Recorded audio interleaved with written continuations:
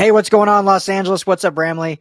Thank you all for tuning in to the Rams Skinny here on the LAFB Network, live in the Mighty 1090 ESPN Radio. Thanks for making us a part of your day, as always. June, what are we, 27th, Skinny? 28th, 27th? 27th, yeah. 27th at the time of this recording. So we're almost to July. Training camp is, I don't even I can say on the horizon yet, but it's in the distant future. It's a dream thought now. It's coming up. We actually will have some actual football to talk about. But until then, still a few weeks of the true NFL offseason, which is always fun and interesting. But I think we got a good show for you today. I think we're going to have a lot of fun. We are going to today's show, and then next week's show we'll do defense. We're going to do offensive positional rankings within the NFL. And we're going to include Sean McVay in that since he's kind of the offensive coach. And we'll include Chris Shula next week when we do defense and see where these groups stack up. So obviously quarterback will be just Matthew Stafford, but everyone else will be the position group. So the receiving core, the running back room, the offensive line, tight end will probably be a little more just Tyler Higbee. But it's kind of a mix of the group. But, tight ends, usually it's one player. There's not like teams that have like a 3-headed tight end monster or whatever. So anyway, should be fun. We'll get into it. So, but first and foremost, I've talked long enough. Skinny T, what's up, man? How are you doing? New location, same great look. How are you? Yeah, new location. I got family in town, so they're occupying the guest room, as it were, which is also the office that I normally record in. But I've always wanted to have books behind me. Yeah. So I got a few books back there. So what's that a map of? Well, it's Brooklyn Naval Shipping Yard, or Navy Yard. Yeah, found it in a thrift shop in Pomona, and it was a great price. Couldn't live without it, so snagged that. Love it. I've been to your house so many times, and I've seen that. I've just never even thought to ask what it was until now, when it's in my view the entire time now. It has no significance whatsoever. I've been to Brooklyn, but that's about it. Speaking of Brooklyn, I saw this random video today of this little Italian deli in Brooklyn. And they're making these, I mean, this isn't anything crazy different, but for a meatball sub, they basically had these homemade hoagie rolls, and they would take out the inside, so get all the extra dough in there and then stuff it with the meatballs and cheese. It looked fantastic. That is my language right there, man. I had to go up to San Francisco for a doctor's appointment, and it was literally, I flew out the same day within a couple hours, but I had a chance to go up to North Beach. If you're ever in San Francisco, Molinari's in North Beach. Oh my gosh.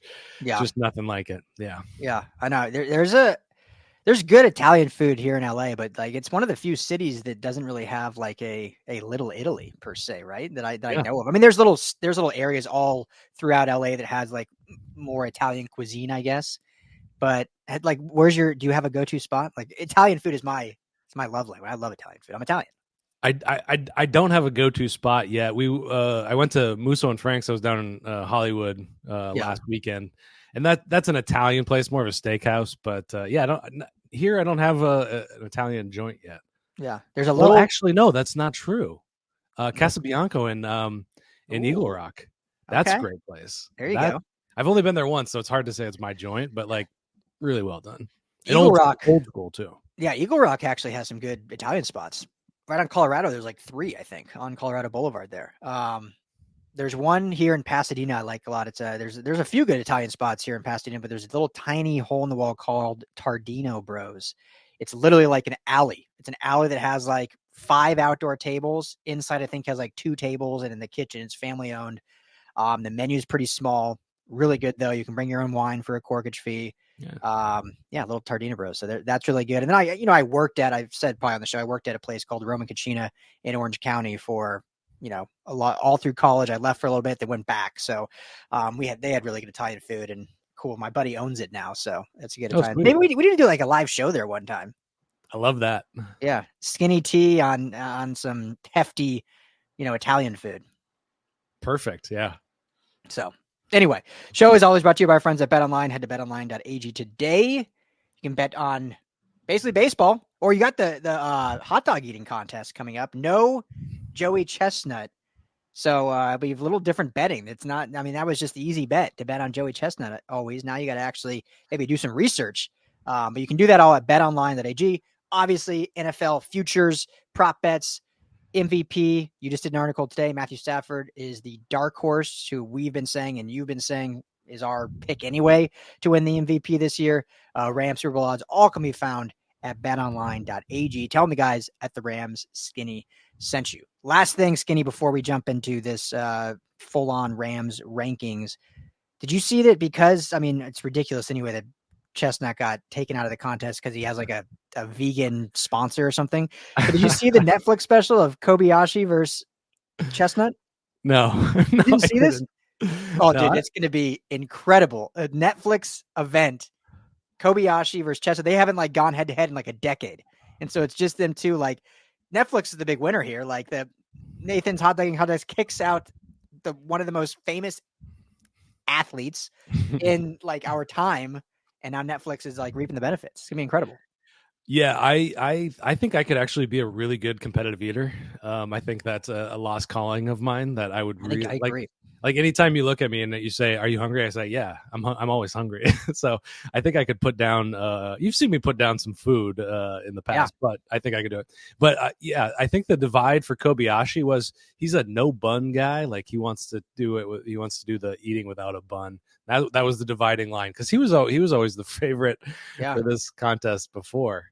Oh, And he won now, it like every year, and then out of nowhere, out of the flames, a phoenix was born in Joey Chestnut, and then he just like took the mantle for a decade, and now they're barring him for having a vegan sponsor or whatever. So that I was hoping it was going to be some sort of doping, like Ozempic kind of challenge. some bulimic thing or something like stapling his stomach or something weird.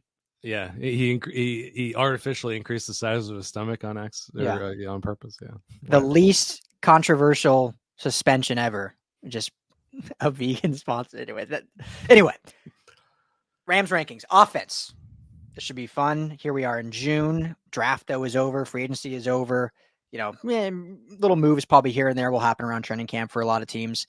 We've talked about some maybe the Rams could do, but as it stands right now, roster's pretty much set heading into training camp. So let's start with the offensive line, Skinny T. Obviously, we know the big addition in Jonah Jackson, the big re-signing in Kevin Dotson, the big move in moving Steve Avila from guard to center, and the big question is Alaric Jackson the left tackle of the future?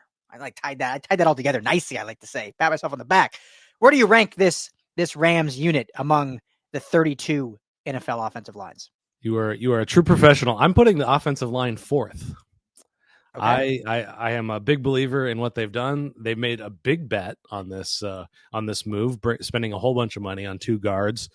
Getting a good deal in Alaric Jackson. He's just making a couple $1 million this year, less than his counterpart Joe Noteboom, who is the most expensive backup in the league at that position. And then you got the stalwart there on the other side, Rob Havenstein, coming off one of the best years of his career. So I think they made a good bet here, and they're behind for me the Lions, the Eagles, the Browns, and the other Los Angeles team, the Chargers. Ooh. They have 3 number 1 picks of the 5 positions. I didn't see them anywhere high on anybody else's rankings, but I think they're kind of being overlooked because they've been poorly coached over the last couple of years. But got Jim Harbaugh in there, and he's an O-line guy. Yeah. Look at that. So Chargers fans rejoice. I mean, the talent's obviously there. We just saw them kind of drop off, but you mentioned it. They definitely have the talent to be definitely one of the better offensive lines. So yeah, I think I definitely have this Rams. I was going back and forth for sure. Obviously, I think top 10. I saw some out there when I was kind of looking around that have them even outside the top 10, which I was a little surprised by. Some of that I'm sure stems from the Alaric Jackson question mark, and then just obviously moving Avila from guard to center, even though he did play center in college. But I'd probably put them at like 7, so a little lower than you. Mainly just for those two reasons. The Lions you look at, they lose Jonah Jackson, but they get Kevin Zeitler. I mean, what a great, offseason for them, at least on the offensive line, and who they were able to retain in proven commodities, and Penei Sewell and Frank Ragnow and yada yada yada. The Eagles are, I think, kind of the gold standard right now for offensive lines and what they're able to do. The Browns, as you mentioned, really, really good unit, got better there. I think also the Colts have been really good as of late. Obviously, Quentin Nelson, Ryan Kelly, and kind of the interior there. And then got to give, the Chiefs some love as well, I think. When you look at their big signings in Thuney a few years ago, Creed Humphrey. Yep. Rams fans still hate to hear that name. Creed Humphrey, obviously one of the best centers. And it's a little different job when they're protecting a guy like Pat Mahomes, but I think it's a really good unit in what they did after losing that Super Bowl and then rebuilding it to what they are. So I don't even know if I counted enough there, but I have the Rams right about 7. I think that's a fair spot going into the season. I think they have the talent to get higher than that if Avila looks like a true NFL center, which I think he definitely can be.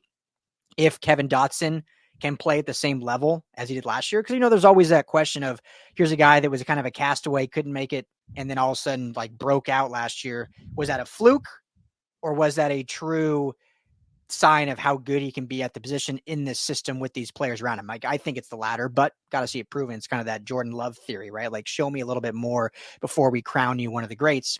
Rams already crowned him with the contract, as they needed to do to keep him.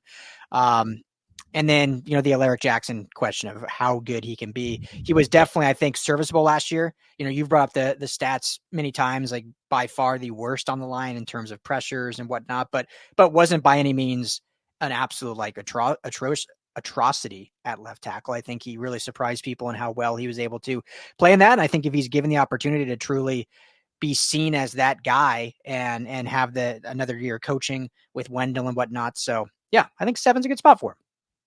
Yeah, I mean, I think I didn't put him. I didn't put the Chiefs over him just because of their tackle situation. Juwan Taylor, definitely not a household name there. And then on the other side, they're drafting Kingsley Suamatia. I think I got that. And Wanya Morris. That's why I put the Chiefs ahead of them. But like they have a much easier job, I guess, just because of who Pat Mahomes is in and outside of the pocket. So yeah, I think I like that you're in the top 10 here. We kind of looked at national rankings, and like even when they were being critical of the offensive line, like there wasn't a lot of reasoning behind it. It was like, these guys played well, but now it's a new year. and there's certainly questions there. Like definitely that one about Dotson, where it's like, can we trust what we saw? And that's definitely a question.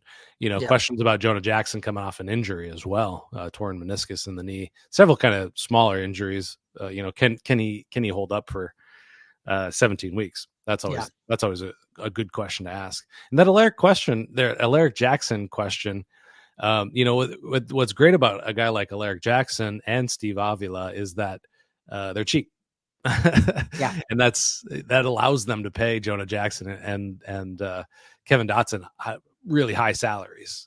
So this is one of the most expensive offenses, period. And their offensive line is also right up there too. So, and it's those 3 guys. It's not Avila and Alaric Jackson. So that I think they're going to kind of live with that and see how far they can take it before the wheels fall off.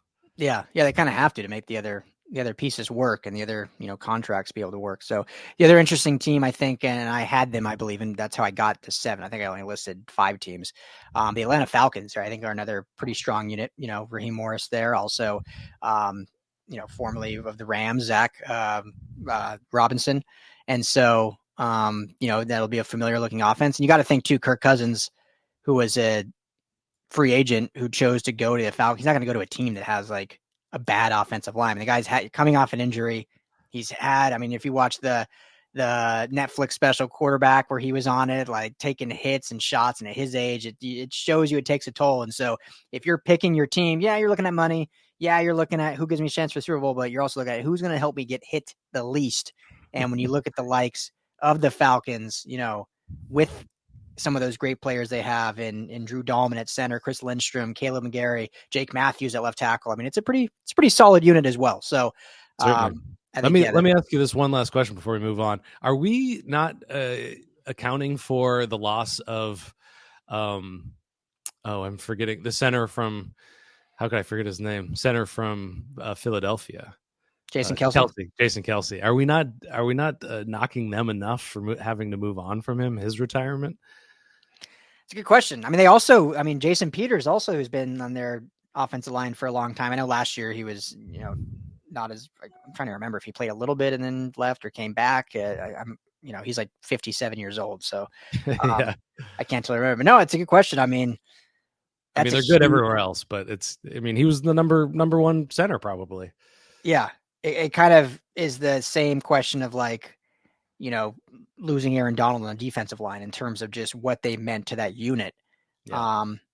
So, I think Cam Jurgens is going to be their new slot in center, and he'll have big shoes to fill. I think why they're still there is they just have every other position is like Pro Bowl caliber. So it's like you think the center is going to be a drop off, but they were still that much ahead of like everyone else, which is crazy. Yeah, that's a great point. Crazy. I mean, that team should be the drop off. They had the Eagles drop off last year, which obviously they had a huge coaching turnover now because of it. It's pretty wild when you look at that roster. Yeah, it's kind of amazing they didn't go farther. Just we'll talk more about them, but AJ Brown, now they're adding Saquon Barkley. Is that right? Yeah. Yeah. So, if Jalen Hurts is an MVP candidate, it's time to have that real conversation. Like, is he actually good or not? Like, everyone jumped on that really quick early, and last year obviously was a little bit of a regression, but proof for all those Jordan Love lovers out there. Yeah. Jordan lovers. Yeah. Like believers, lovers. Yeah, exactly. That's an easier one though. Okay, moving on. So from line, should we go tight end? Yeah. Okay. Let's get the bad news out of the way. Yeah, tight end is so interesting, right? Because when you really think about it, there's really not that many good tight ends. It's like 3. And so Tyler Higbee, when you look at just truly production wise, nothing really pops off the page, but in terms of just where he sits in line with his peers on production, it's really not that crazy low after you get past those like elite 3 guys. So, but anyway, that being said, kind of where do you have him fall? Because there is a lot of young talent coming in as a tight end. And so I think that's going to knock him down a little bit when you look at this draft class, last year's draft class. Plus, when you look at some tight ends that are getting some new coaching that you would think would infuse them and their numbers up. So how low, I guess, do you have Higbee? Well, this is more out of a, I don't really know what's going to happen this year. This is, he's going to miss time. I don't think he's going to be back in week 1. So then you're kind of factoring in other guys early on, what is he going to look like? But the great thing about Tyler Higbee was always a consistent guy, good blocker, not a huge part of the offense, but a good enough part of the offense where they felt like they could, look to him, pick up first downs here and there. And he was always open in space, which you gotta look to McVay for what that was. So I put him at 16th just because I don't really know exactly what it's going to look like. You look at Colby Parkinson. Does they bring him in, and does that mean they're going to run a bit more 12 personnel? Is he going to be involved? Because he was not really necessarily much of a factor in the offense either. I think 336 yards was his high water mark in Seattle. And then Davis Allen as well. It's played well in a little limited sample size. So I'm very confused as to what is happening with the tight end position this year. So I'm putting him just smack dab in the middle, just because he had been so consistent and such a good player in his role that he was fulfilling. He fulfilled it exactly what they needed. But the last couple of years, he's kind of regressed, and then you got this injury thing, which is not going to be easy to come back from, especially at his kind of age that he's at right now. He's not super old. I think he's getting close to 30 though. Yeah, getting there. Yeah, what's funny is when you look back statistically, like in terms of, I know fantasy is, a different conversation, but, a lot of people, the fantasy does obviously compile the stats. So it doesn't look at blocking and stuff like that, which I think Higbee is an underrated blocker, which is a good part of his game and makes him a tight end, why the Rams have invested in him. It's not just, the touchdowns and whatnot. But when you look at when he's healthy, I'm trying to remember off the top of my head, but like almost every year he's been healthy, he's been like a top 10 tight end in terms of fantasy point production, which I don't think a lot of people would think.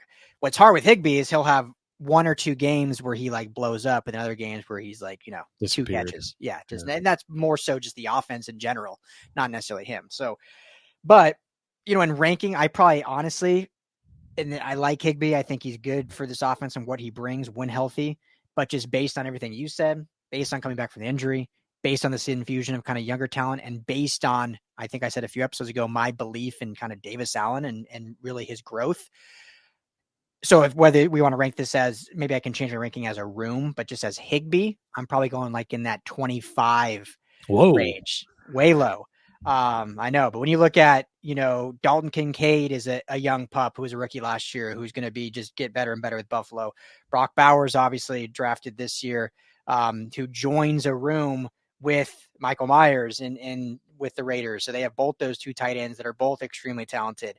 You look at Kyle Pitts, who's probably going to get utilized a lot more now in Atlanta with Zach Robinson running the show instead of Arthur Smith and guys like that. So I just think Tyler Higbee by himself, with the injuries, with the change in the offensive philosophy potentially, and with the growth of Davis Allen, I drop him down farther 25 as a room. I put the room now probably top 15, because if you combine those 2 plus Colby Parkinson, am I saying that right? That sounds wrong for some reason. That's right. I was thinking like the disease Parkinson's, and I'm like, wait, is that right?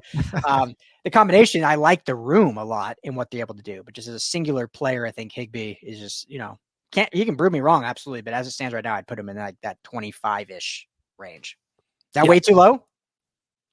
No, I mean, you make some valid points, and just to clarify, he is 31 and a half years old next month, so he is over the 30 hill. Who's next? What position's next? 30 Rock, over 30 Hill. Over 30 Rock, yeah. Where would you rank, last question? Well, I'm like drawing a blank all of a sudden. Who's the Chargers starting? Was it Hayden Hurst? Is their starting tight end this year coming in? Because I know they got rid of Gerald Everett.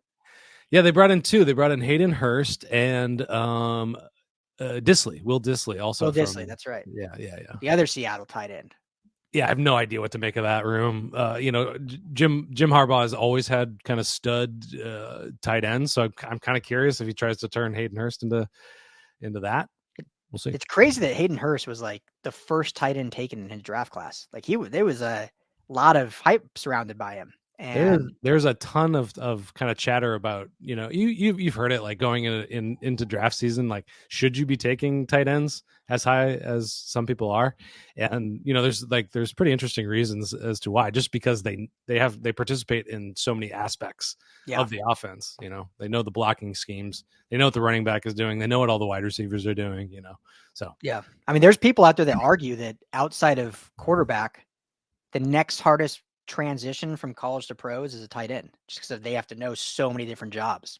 And you see it. Said that, but I've heard that. Yeah, you kind of see it with some of these first. It takes TJ Hawkinson. He was really highly drafted, and then just he's only finally kind of finding his footing, I guess. Yeah, and like Noah Fant, same draft class as TJ Hawkinson, and he's shown some stuff here and there, but neither here nor there.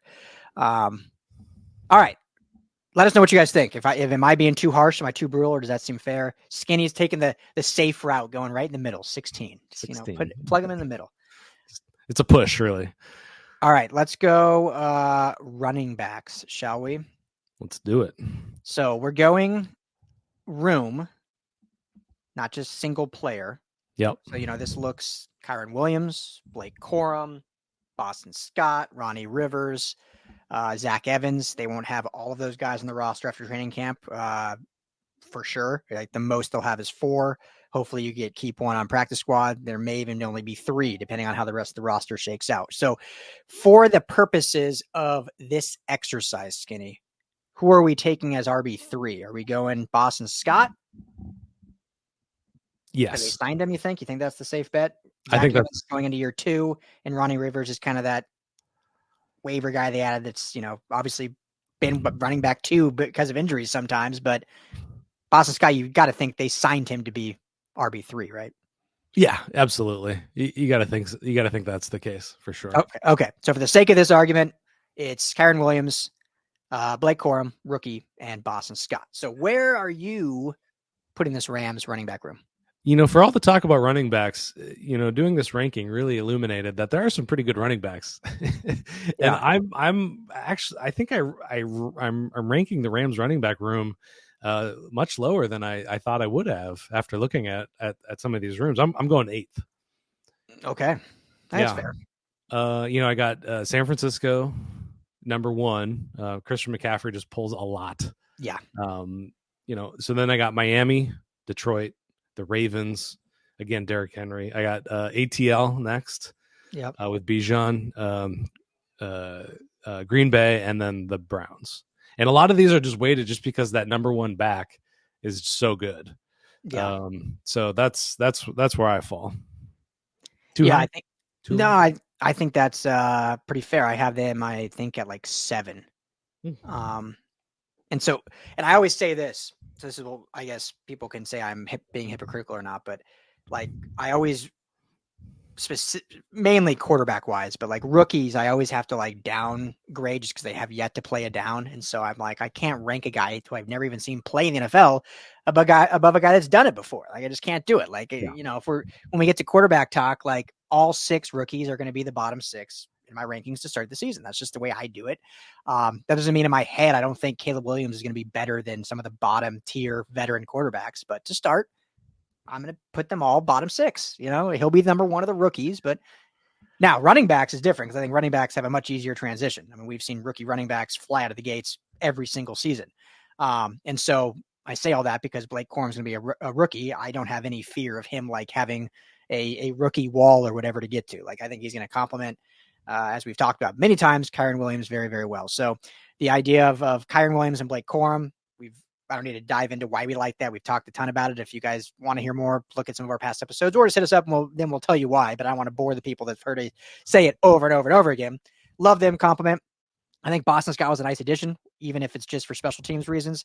He does add a nice change of pace and some veteran leadership to a very, very young room. So, I have them, I guess, one spot ahead of you. Very similar teams in there. Niners obviously won because of McCaffrey. You look at the Ravens. And did you have the Eagles in there? I didn't put the Eagles ahead of them. The Eagles are interesting because of Yeah. Saquon going there now. Yep. I don't know if I'd have them ahead of the Rams, but you think of Saquon in that offensive line, like that's a recipe. But definitely the Falcons with Bijan, and definitely some of the others that you mentioned, I think are very, very strong. But I think right around 7 is a good spot for this Rams running back room. It'll be interesting to see how the usage really affects this because I think the Rams are probably going to run the ball quite a bit. Just based on what they did last year with Kyren towards the end of the season, layering on Blake Corum there. Kyren's on the record. He's saying that he's going to be in the passing game a lot more too, which, you got to consider that when you're considering running backs, just because a guy that can do both really unlocks a whole bunch of stuff. And we just have not seen that since, peak Todd Gurley years, where he's catching 700, 500 yards. Kyren Williams was actually the leading pass catching running back for the Rams since that Gurley season. So it's been a while since, and he only caught 206 yards, I think was the number. And that's not a lot. I think that was 30th place. So, they could climb up these rankings really quickly if all of that starts clicking. The two kind of backs back there, if they can really, champion this running game and then add in that other factor of a pass catching back. This is what gets me excited about this season for this offense is the potential of this room, and they could rock it up. We got to see Kyren Williams stay healthy, and we got to see Blake Corum do it in the pros. But so I was just gonna say, like if they put it all together and stay healthy, There's a lot to be excited about with this room and that offensive line, and what they're going to be able to do. So totally agree. I think 7, 8. I think 10 is like the floor for this unit, and that would be, anything lower than 10 would be injury ridden. So I think 10 is kind of the floor. I think they can get much higher, depending on performance and how involved, as you mentioned, they are in that passing game, which we saw spurts of Kyron Williams in it, but you mentioned it never like came full circle. Like there were a couple drops in there, or times when they maybe didn't look his way. So if that changes, this becomes a really, really dynamic room. So, real quickly, just because it broke right now, I just want to say it. I know this will be airing after the fact, but Lakers just took Bronny James. Shocking. Oh, okay. Shocking. And the NBA second. I mean, this shows how little I've been paying attention to basketball, just because we're so laser focused on football. Like, when did the NBA split the first and second round over 2 days? And why is the second round happening at 2:30 on a Thursday? You think about, how awesome the NFL is at just scheduling out the offseason after the Super Bowl. It's just, there's like, they just got it dialed in. Science. And then you look at the NHL and the NBA and you're like, what are you doing? Like at least the NHL is doing their draft over the weekend. Like, yeah, the second round at 2:30 p.m. on a Thursday. Like, but the Stanley Cup just finished. Anyway, yeah, I root for chaos in most sports, especially basketball. I was hoping Bronny was going to end up someplace, so that LeBron would get traded, or he would request getting cut or something, so that something crazy would happen. But can you imagine? Because we were obviously talking about the NFL draft a lot, and Caleb Williams. I got my USC hate us because you ain't us shirt on. All this chatter, right, about Caleb Williams, which was never even true, but the rumors of him and his camp saying he'd only play for these certain teams, and everyone's like, oh, is he a bad apple? Is he a cancer? Months of these storylines, right, just tearing apart this kid's because he wouldn't play in Chicago. We all know that's false, obviously, how it is. And then you have Bronny James here, the day of the draft, his agents calling, I don't know if you saw this story, calling teams that are not the Lakers or the Suns and saying, if you draft Bronny, he's going to play in Australia. But it's like, that's the NBA. That's just basketball. That's like normal. That's like par for the course. Yeah. I mean, so Maverick Carter, I think that's his agent, probably. Rich Paul is his agent, Rich which Paul. I think is the same. It's that agency, Rock Sports or whatever. Yeah. Yeah. He said if we wanted the Lakers to take him in the first round, the Lakers will take him in the first round. Yeah. It's just funny how the different sports like, you can't say that to Jerry Jones. No. Well, because the NFL, like it or love it, but I mean, there's obviously a lot of powerful people, but there's a lot of powerful people. The NBA is like, it's driven by like 10 people. Like, yeah. LeBron himself is a player and has more power than probably 20 GMs. Yeah, he's fired more coaches than the Yankees guy. What's his name? Yeah, Steinbrenner. Yeah, Steinbrenner. Yeah, yeah. I mean, Rob Pelinka's got to be the biggest like puppet in all of sports, the Lakers GM. But anyway, catching strays. That's we're not talking basketball here. So, okay, moving on now to receiving room, right? All right, receiving core. So this will be an interesting conversation because, and we'll just do it like this to make it simple. We're not going to do like ranking the 6 receivers. We'll do 3. Okay. So obviously Cooper Kupp, Puka Nacua, and Demarcus Robinson. Demarcus Robinson. That's who I would put as wide receiver 3. Yeah, I mean that's my depth chart right now. Yeah, I just wrote about is Tutu Atwell going to be able to find a place for himself to fit into the 53-man roster? So I'm not even. I've cut off my belief in him now. He's dead to me. Yeah. Poor guy. We poor little guy. Hey, we called the Ben Skoranek cutting. We didn't think it would happen as soon, but we called it a week later. He was cut. And so I guess this is sayonara to Tutu Atwell now, thanks to you. I've got most influential podcast out there, Rams podcast anyway. Can we now start calling ourselves everybody's favorite? Sure. Self-proclaimed. Yeah. Or what was the one guy we were talking about? A self-proclaimed disruptor. Disruptor. Yeah. So in the podcast industry, we're self-proclaimed podcast disruptors. I'm gonna put that in my email byline now. Self-proclaimed. Anyway, yeah. So. Yeah, I have high hopes for Jordan Whittington and Drake Stoops making the final 53. That's kind of my big bold prediction for the final 53. Love it. But The Rams group I'm ranking at 5. Regrettably, I'm putting the San Francisco 49ers 1, Miami Dolphins 2, Philadelphia 3, and Minnesota 4 with Jordan Addison and Justin Jefferson. I mean, it's tough.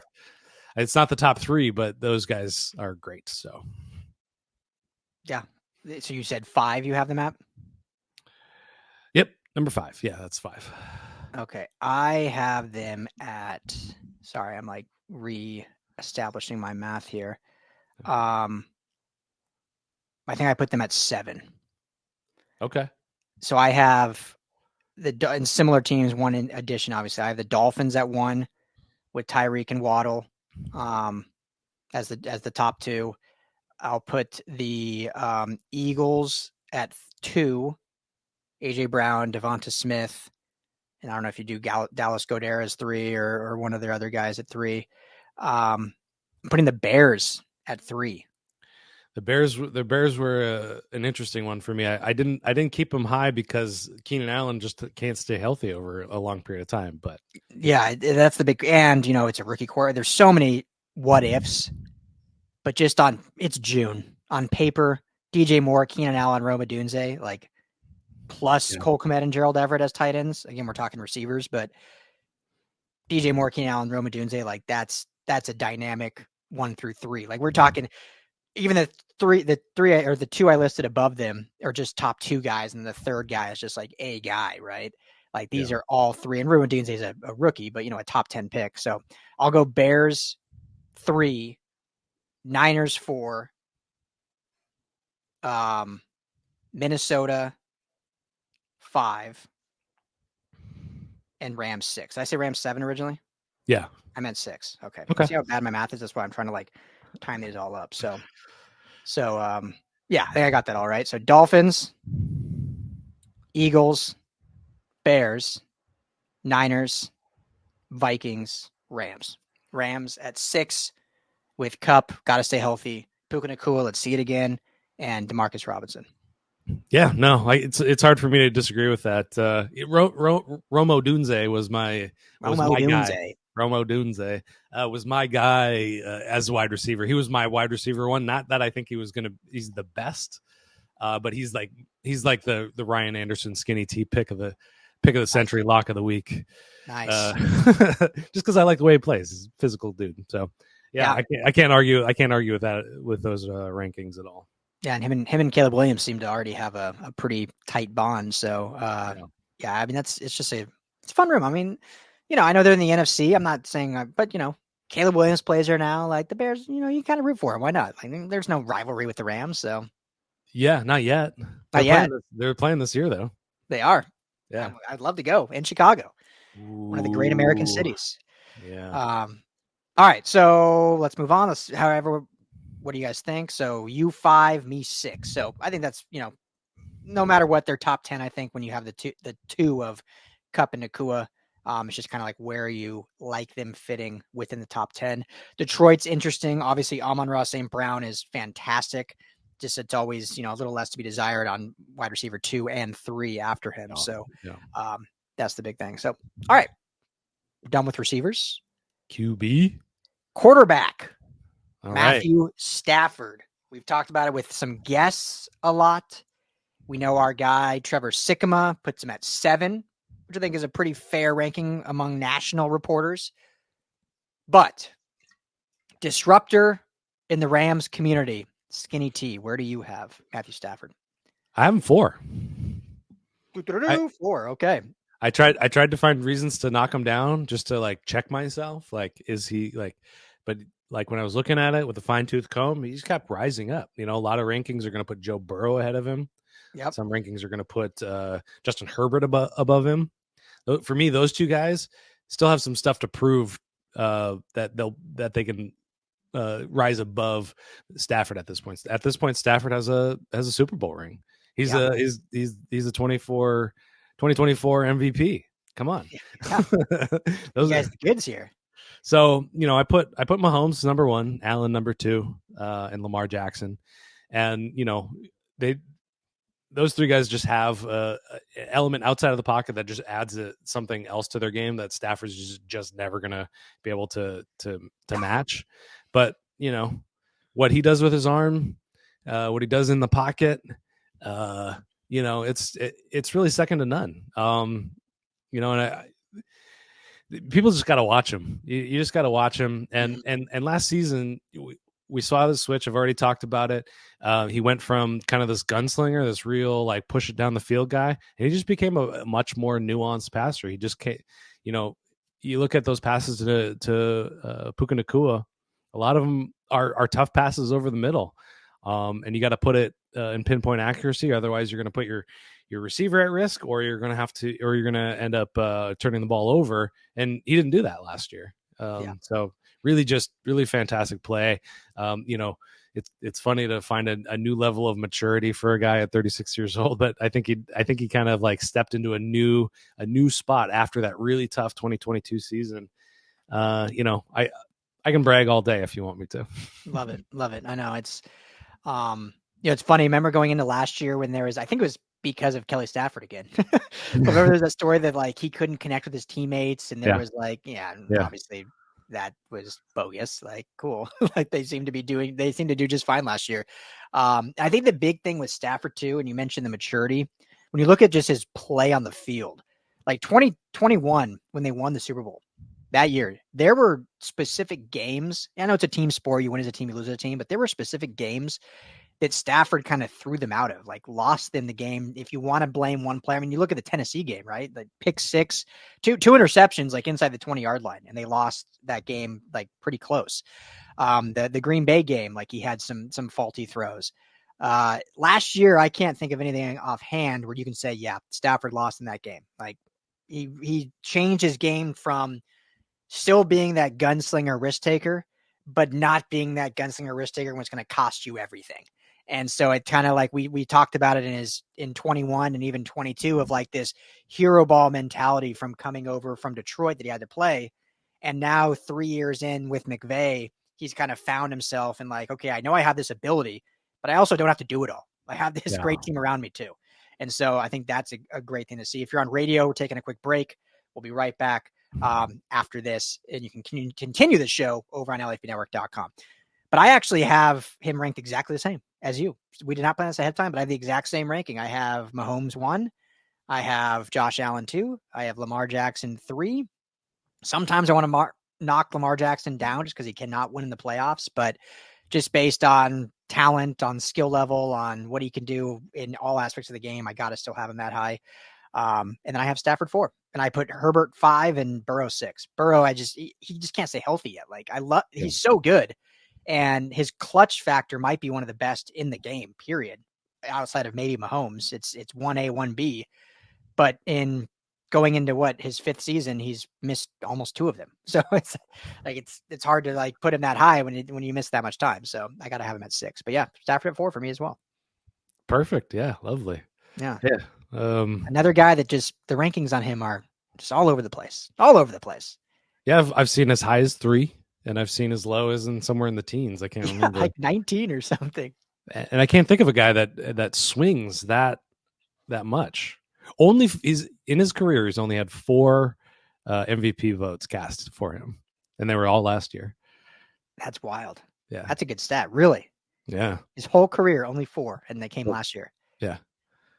Wild. Well, he's never even been to a Pro Bowl? Oh, I can't imagine that's true. But I mean, I don't know. It was something. Before we move on. Yeah. Because I remember like seeing it was something like that, and I was like, wait, what? That doesn't seem right.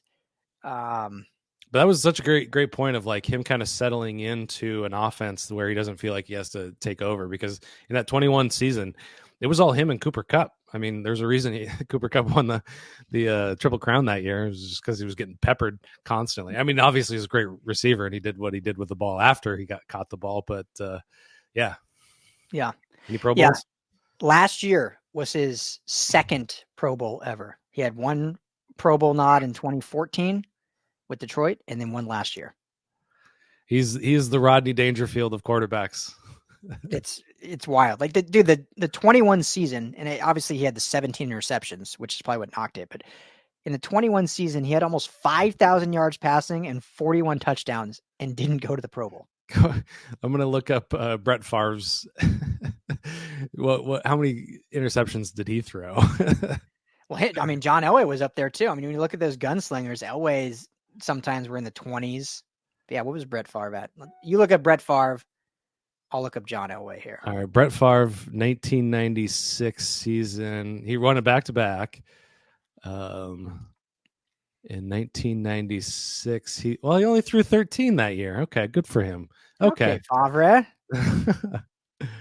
So that was a fail. Anyway, but another interesting statistic over the last 10 years, all quarterbacks have won MVPs, and all of them have won at least 11 games. Which interesting. Yeah. Okay. Which so maybe that plays.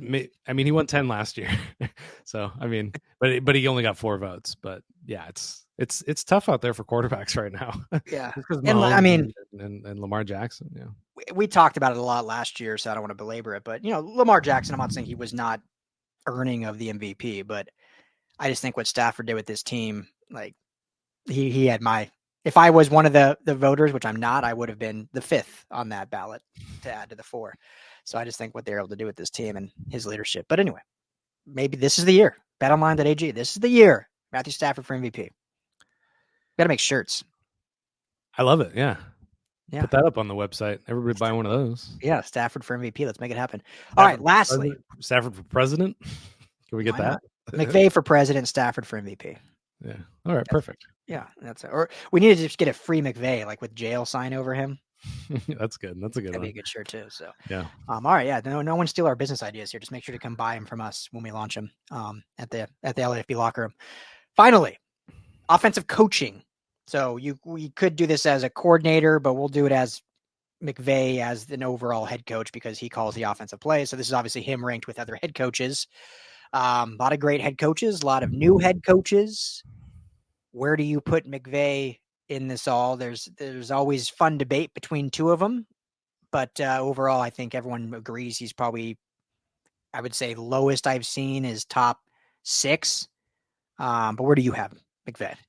So I have to clarify something here because I did rate him among all head coaches. Are we ranking him among offensive head coaches or just all head coaches? All head coaches. Oh, okay. All right. Yeah. Sorry, I made it confusing by saying the offensive part, but just that's why we're not doing LaFleur, but we're doing the DC next week. But anyway. Okay, so I'm putting him in 3rd among all head coaches. If it was just offensive minded head coaches, I'm putting him 2nd behind Andy Reid only. Okay.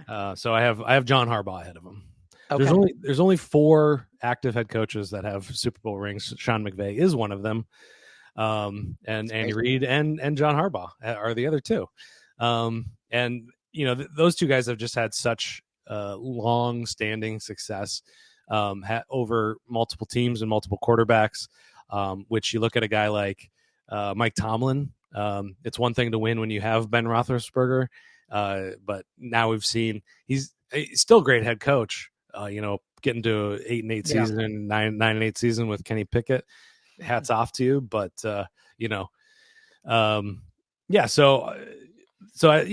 number 3. Love it. Yeah, I think that's fair. I have him at 2. Okay. I go Andy Reid at 1, the big tuna. I go Sean McVay 2. I go John Harbaugh 3, and then probably Kyle Shanahan, Mike Tomlin in that like 4 or 5, whatever order you want to put.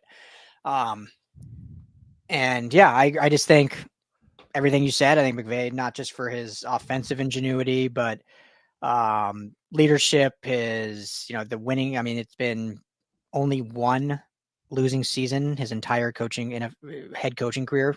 Missed the playoffs twice, but the first time they were still a winning record on this playoffs. Only one losing season, and it was just a weird 2022. And then the bounce back that last year, which we've talked about as being kind of the piece de resistance of his coaching, of what they were able to do with that roster and that turnover. The ingenuity, and obviously Les needs the GM, but he's very vocal and very part of the whole roster construction process and what they do in free agency and what they do in the draft. How many coaches can say they literally had their first round pick in their 7th season coaching and have had a Super Bowl win, 2 Super Bowl appearances, and a very, very strong winning record? Probably none. He's probably the only one. Literally, he had his first round pick 2 months ago. That's crazy. I never really put that. I've never really thought of it like that. Yeah. In 2016, Jeff Fisher was still the coach when they took Jared Goff. So, his first time ever drafting in the first round. So just the roster construction, dealing with, all the moving pieces of being in LA, different facilities, moving to SoFi, playing in the Coliseum, all that stuff. And then obviously just what they've been able to do winning wise and his playoff record and resume. I just think, the only reason why Andy Reid's ahead of him is because, he's obviously won 3 of the last 4 Super Bowls. So, and Andy Reid's in his 35th year coaching. So probably. Yeah. I mean, to kind of round out the rest of my list, I do have Kyle Shanahan up next, number 4. Yeah. I'm going to put Jim Harbaugh number 5 already. Okay. Yeah. Jimbo. Yeah. I have Matt LaFleur, Sirianni, and then Tomlin. Let me ask you this though. If Belichick and Seattle Pete were still coaching, Pete Carroll, would that bump them at all? I mean, with what we now know about Belichick, is Tom Brady. I mean, all time, that's a different conversation, which I know you're not asking. But going into this season, no, that would still have. Yeah. I mean, but I love Pete Carroll, obviously. Bill Belichick, I respect. I don't even know if they were both coaching. I don't even know if I'd have either of them in the top 10 right now, just based on the last couple seasons, how it's in. I mean, Seattle still was definitely, you look at the 22 season. So when the Rams had kind of their downfall season, that I think was one of Pete Carroll's best coaching season, right? Like trading Russell Wilson, Geno Smith, they ended up making the playoffs. Like everyone thought they were going to be terrible. So that showed Pete still got it. Last year was kind of a mixed bag. They were still a decent team. But I would probably put him fringe 10, and Belichick, if we're strictly based on heading into 24, Belichick might not even be top 15, which is crazy to say. Yeah. Which is why he's not coaching anymore. No one wanted him. And Raheem Morris got hired ahead of him. So yeah, there were 8 open jobs and no one wanted Bill Belichick, arguably the greatest coach ever. That's wild. Wow. Ouch. Yeah. Yeah. That's why it's, they say it's good to pack it in sometimes at the top and not wait till you fall down the ladder to say it's time to quit. Yeah, he seems like he's doing just fine though. Oh yeah, he's I think in new young girlfriend. Did I see that? Yeah, like a 24-year-old. It's yeah. Yikes. Yeah. Well, that's what we're in this show. Okay, that's a good ending point there. So, Sean McVay, I have 2, you have 3. I think based on these offensive rankings, the Rams, if we were to weight it all out, add it all together, I'm just doing this in my head computing, it's a top 7 offense, I think, basically, right? Certainly. That sounds about reasonable when you weight them all together. So they'll be in a good spot. We'll do defense next week. That'll be a much more interesting ranking probably because there's just so much newness. So that'll be kind of fun to see where they ate. And then, hey, we'll have to weight them together to see. I know we said we think we kind of have them power ranked in that top 14 range.